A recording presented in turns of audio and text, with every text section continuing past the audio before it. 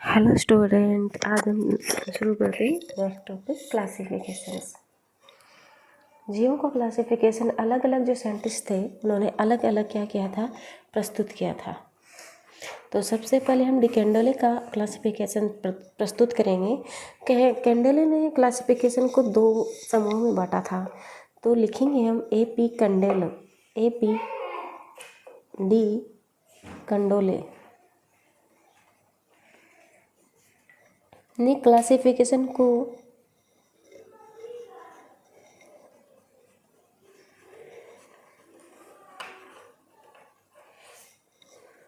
दो समूहों में बांटा था।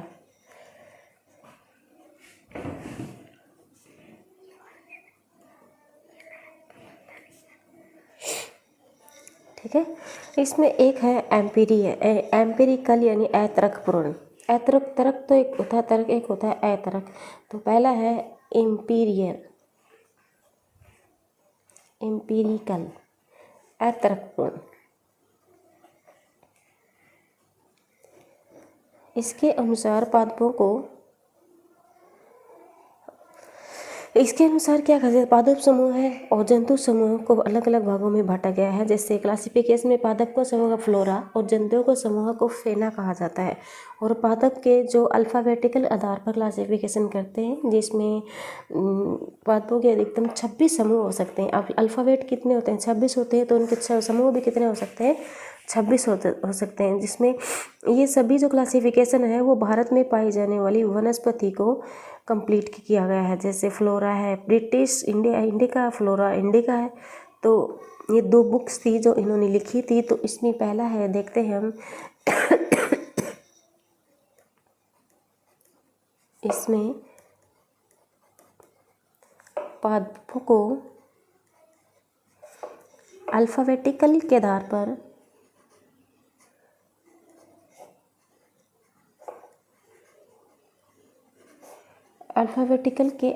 पर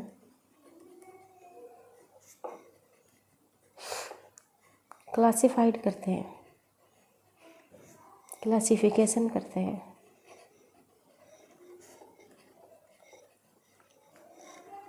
जिसमें पादपों के कितने समूह हो सकते हैं, 26, क्योंकि अल्फ़ाबेट कितने होते हैं, 26। जिसमें पादपों के 26 समूह हो सकते हैं।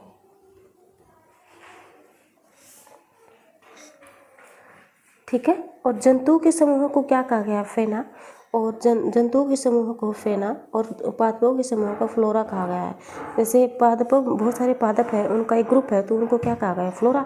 और जंतुओं का एक ग्रुप है तो उसे क्या कहा गया है, फेना।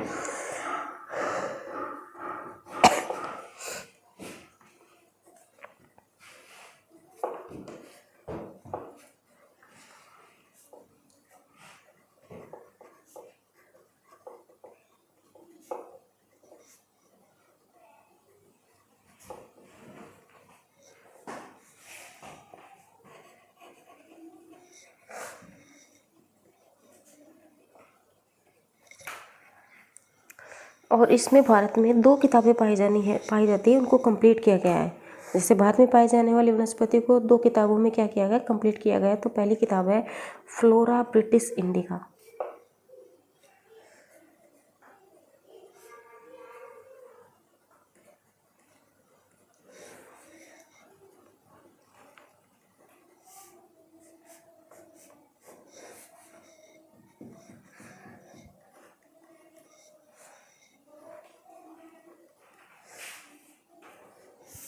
दूसरी है फ्लोरा इंडिका।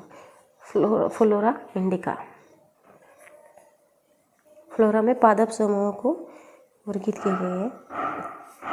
जो ये किताब है ये J.D. हुकर ने लिखी थी। और ये जो किताब है ये William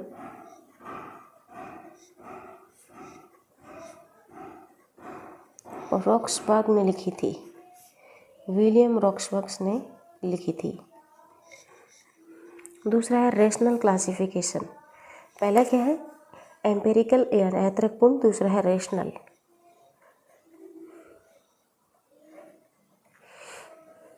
rational classification rational classification, ये जो रेशनल क्लासिफिकेशन है वो वास्तविक लक्ष्यों के आधार पर किया जाता है, जिसमें वर्गीकरण का क्या होता है, कोई ना कोई मुख्य आधार जरूर होता है। जैसे एक होता है प्रैक्टिकल क्लास, दूसरा है आर्टिफिशियल क्लास। जैसे प्रैक्टिकल क्लास में जो इकोनॉमिक इम्पोर्टेंस वाले प्लांट है ना उनके बेस पे किया जाता है, और जो आर्टिफिशियल क्लास है उनका वर्गीकरण है वो एक या दो आधार पे किया जाता है। जैसे लीनियस का वर्गीकरण, अरस्तु का वर्गीकरण लीनियस ने क्या किया था, लीनियस ने पुमंग और वर्तिका की संख्या के आधार पे किया था, और अरस्तु का वर्गीकरण था वो ब्लड का कलर के आधार पे था। यानी अरस्तु ने लोगों को या प्लांट को, जंतुओं को ब्लड के कलर के आधार पे डिवाइड किया था। ठीक है, तो इसमें लिखेंगे यह है वास्तविक लक्षणों के आधार पर, वास्तविक लक्षणों के आधार पर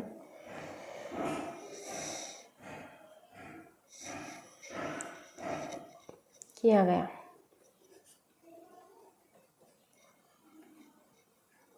जिसमें वर्गीकरण का कोई ना कोई मुख्य आधार होता है, जिसमें वर्गीकरण का कोई ना कोई मुख्य आधार होता है।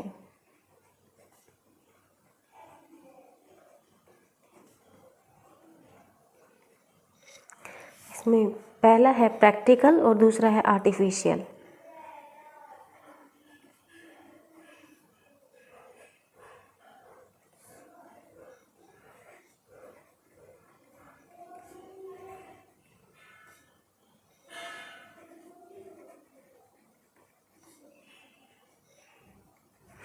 प्रैक्टिकल में बातों के आर्थिक महत्व के आधार पर किया गया, तो ये कौन सा था, आर्थिक महत्व के आधार पर।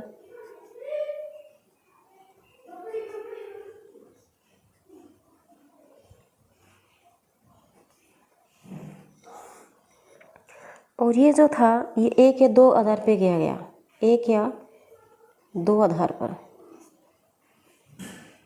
जिसमें पहला है लीनियस का वर्गीकरण और दूसरा है अरस्तु का वर्गीकरण। लीनियस का वर्गीकरण किस पे था, पुमंग और वर्तिका की संख्या पे आधारित था। और दूसरा था ये अरस्तु का वर्गीकरण ब्लड के कलर पे था। अरस्तु का वर्गीकरण ब्लड कलर, और ये पुमंग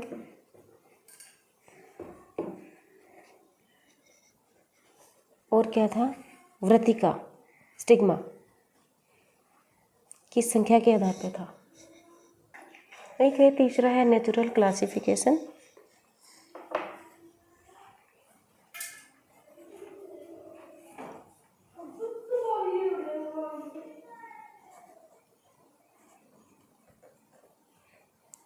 ये सभी क्लासिफिकेशन है वह कैंडल के अनुसार है।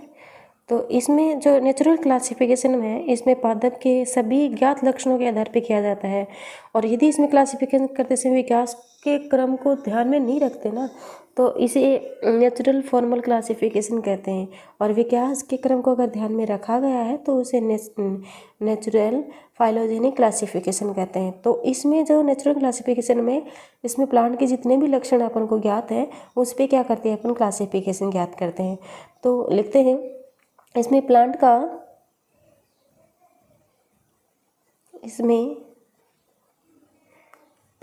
का क्लासिफिकेशन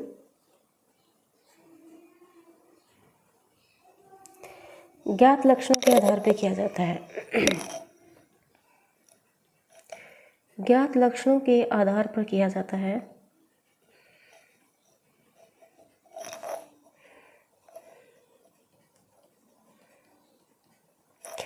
यदि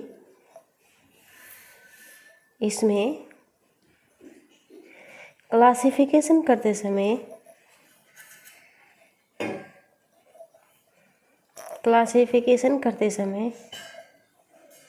विकास के क्रम को ध्यान में नहीं रखते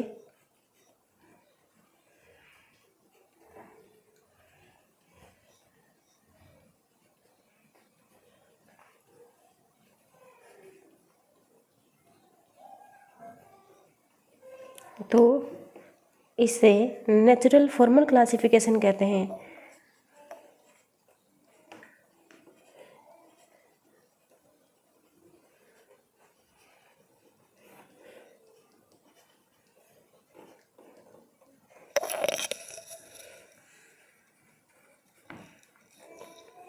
और यदि विकास के क्रम को ध्यान में रखा जाता है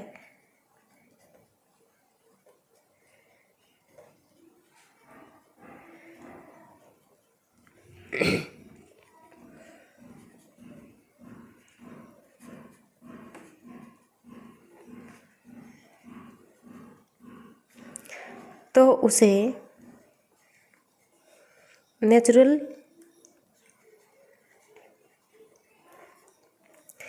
फाइलोजेनी क्लासिफिकेशन कहते हैं।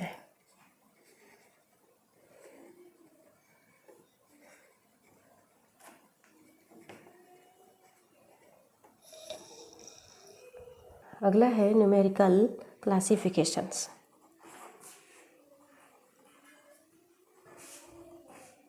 एक क्वेश्चन इसमें हमेशा आता है कि ये क्लासिफिकेशन किसका है, तो हमें हर क्वेश्चन के लिए हमेशा रेडी होना चाहिए। कहीं से भी कुछ भी क्वेश्चन पुटअप कर सकता है, एग्जामिनर का कोई भरोसा नहीं होता। तो न्यूमेरिकल क्लासिफिकेशन है, इसमें पादपों की समानता और असमानता की संख्या या लक्षणों के आधार पर किया जाता है। इसमें क्लासिफिकेशन करते समय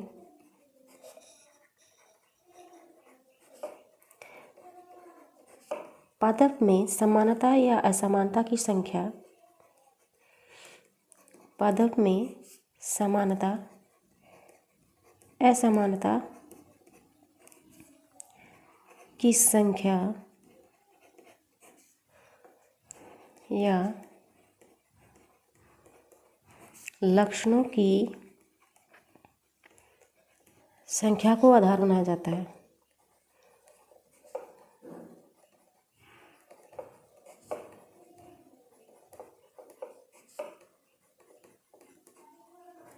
ठीक है, एक नोट करने वाली बात है इसमें, जो कैंडोले थे उन्होंने वस्कुलर पादपों का महत्व समझाया था। सबसे वस्कुलर पादप कौन से थे? सबसे पहले टेरिडोफाइटा थी और इसके महत्व को समझाने वाले थे कैंडोले।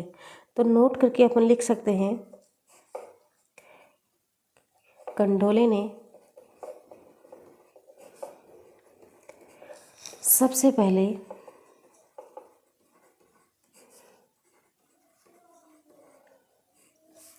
वस्कुलर यानी संवहन ऊतक,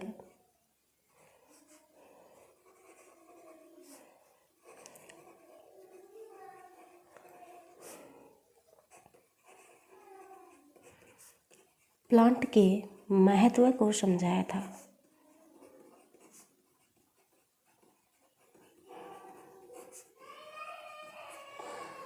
ठीक है, तो इन्होंने क्या किया था, जैसे थेलोफाइटा है, थेलोफाइटा में कौन से प्लांट आते हैं? एल्गी है और वो फंजाई है, ये सभी प्लांट हैं वो थेलोफाइटा में आते हैं। तथा ब्रायोफाइटा थे, दोनों ही क्या थे? नॉन वस्कुलर थे, मतलब असंवहनीय प्लांट थे। टेरिडोफाइटा, जिम्नोस्पर्म, एंजियोस्पर्म को संवहनीय प्लांट में या संवहनीय ग्रुप में थे। तो सबसे पहले जो सेवन टिश्यू वाले प्लांट डेवलप में वो टेरिडोफाइटा थे, और सबसे डेवलप जो टेरिडोफाइटा था उसमें तो फर्न होते थे। ठीक है, टेरिडोफाइटा उसमें जाइलम में, टेरिडोफाइटा है उसमें जाइलम में ट्रैकेट्स यानी वाहिका और फ्लोएम में सलाइवा या चालनी कोशिकाएं पाई गई थी। तो ये क्लासिफिकेशन नेचुरल टाइप का था। ठीक है, तो इसमें लिखते हैं इन्होंने थेलोफाइटा यानी एल्गी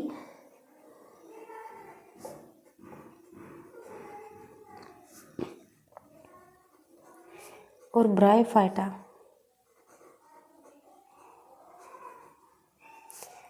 को नॉन वस्कुलर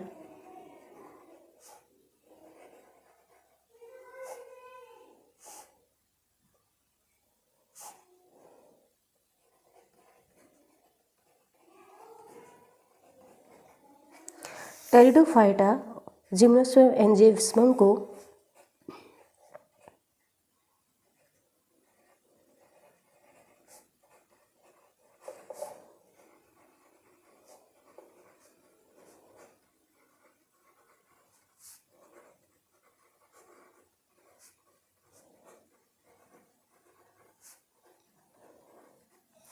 वस्कुलर ग्रुप में रखा, संवहनी ग्रुप में रखा।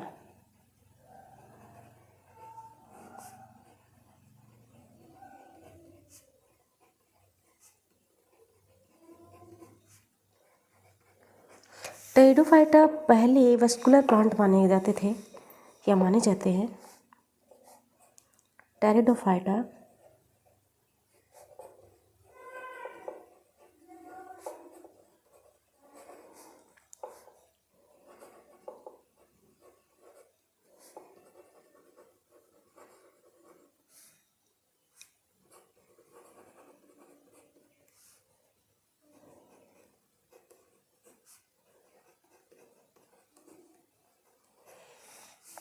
क्योंकि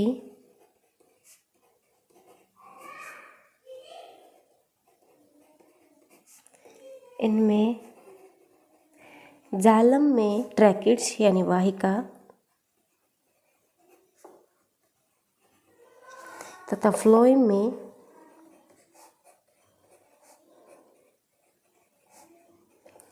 सलाइवी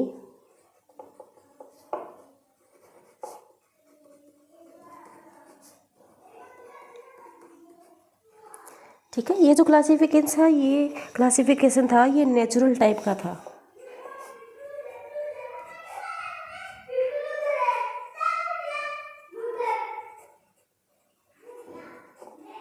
ये जो क्लासिफिकेशन था वो नेचुरल टाइप का था।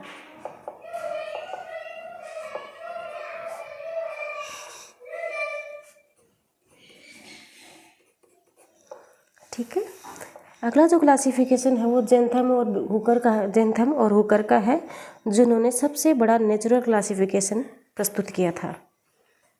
नोट करके लिखते हैं।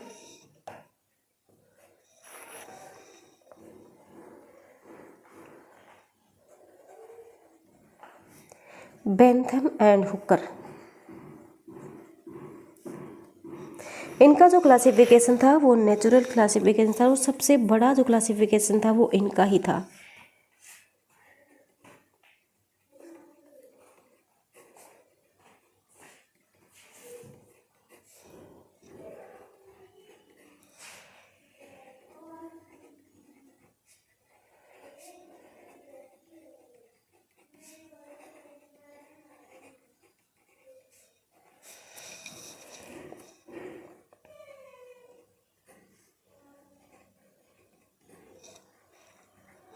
और इनकी एक पुस्तक है जेनेरा प्लांटेरम।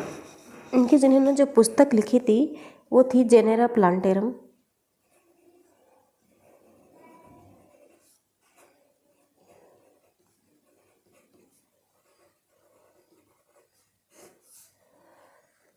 और उन्होंने इसमें 202 इस फैमिली को क्लासिफाइड किया था, स्पर्मेटोफाइटा को। ठीक है। इन्होंने क्या रखा, सबसे पहले डाइकोट, फिर जिम्नोस्पर्म और फिर मोनोकोट प्लांट्स को रखा था। सबसे पहले इन्होंने द्विबीजपत्री, फिर अनावर्त बीजी और फिर एक बीजपत्री पादप को रखा था। तो इनको रेशो था डाइकोट, जिम्नोस्पर्म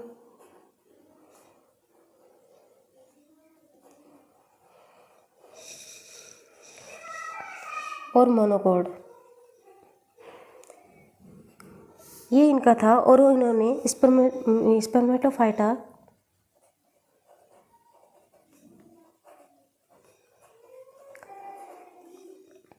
को 202 फैमिली में क्लासिफाइड किया।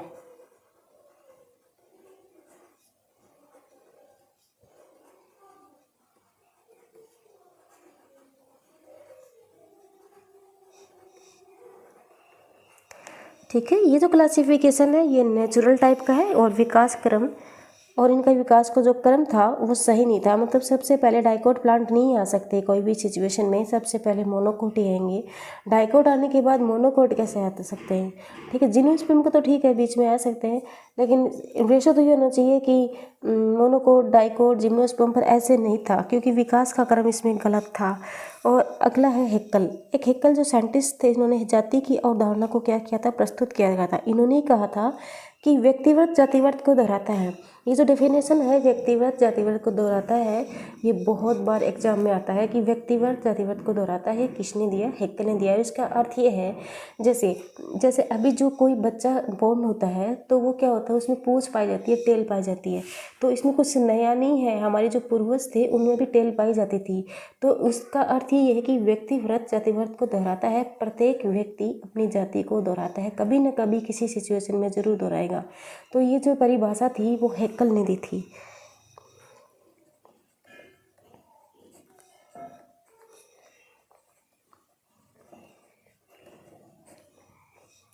इन्होंने जातिवाद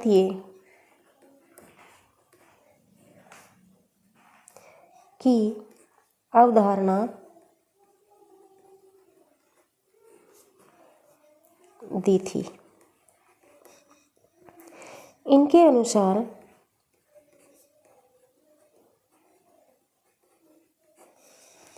व्यक्तिवत जातिवाद को दोहराता है।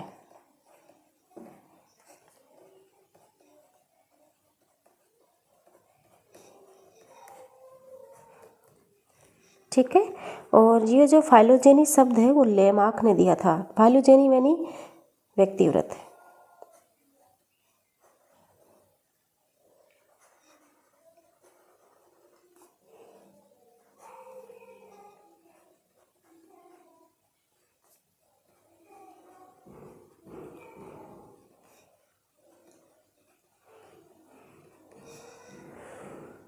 और इस जो कॉन्सेप्ट है उसका जो विस्तारपूर्वक जो अध्ययन है वो डार्विन ने अपनी पुस्तक में किया था सबसे पहले।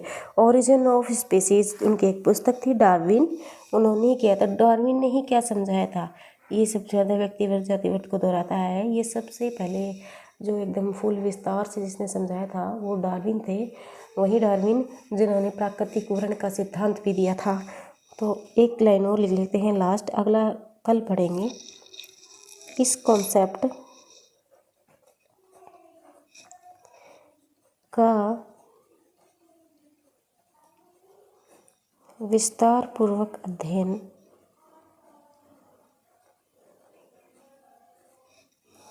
डार्विन ने किया।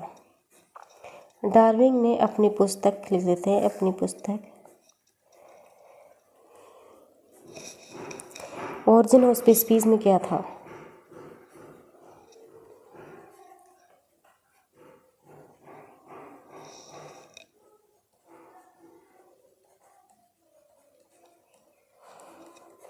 ठीक, तो आज का लेक्चर हम यही ख़त्म करते हैं, और आपको अच्छा लगे तो आप इसे लाइक और सब्सक्राइब जरूर करें। Okay, bye.